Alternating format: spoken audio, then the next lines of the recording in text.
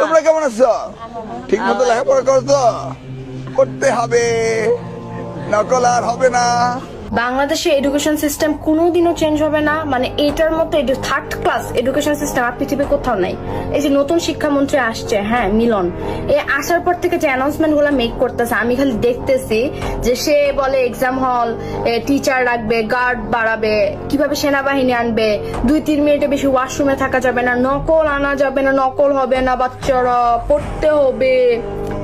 সে সব খালি exam based করতেছে, বুঝতে পারতেছেন? সে সব খালি এক্সাম বেসড করতেছে। আমি তারা এখন পর্যন্ত বলতে শুনলাম না যে এডুকেশনের ক্লাস 9-10 বই এই চেঞ্জ আসবে, এই পড়াটা থাকবে, টপিকটা এরকম হবে, পোলাপাইন যেন আরো আরামসে পড়তে পারে। না, পোলাপাইন কেন চিট করে? তোমরা সব মুখস্থ বিদ্যা ঢুকাইছো, পুরা মানে সৃজনশীল মানুষ মুখস্থ করে যায়।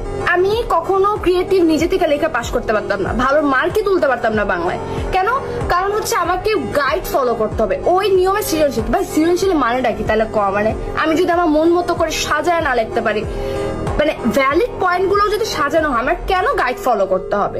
তুমি সেখানে ফোকাস করো, গাইড কেন আছে, পোলাপাইন কেন কোচিং এ, ক্লাস 1-2 বাচ্চারা কোচিং করে, 5টা-6টা করে কোচিং করে, এগুলো তুমি বন্ধ করো। পোলাপাইনে পড়ার মানটা উন্নত করো। তুমি আসো এক্সাম নিয়ে, এক্সামে এটা হবে, এক্সামে সেটা হবে। এক্সাম তো আলটিমেট ফলাফল। তুমি সারা 2-3 বছর যে পড়াশোনা করছো ওটার ফলাফল এক্সাম। ওইটা তুমি চেঞ্জ না করো, তুমি এডুকেশন চেঞ্জ করো যে ওই সিস্টেমটা কেন হইতেছে।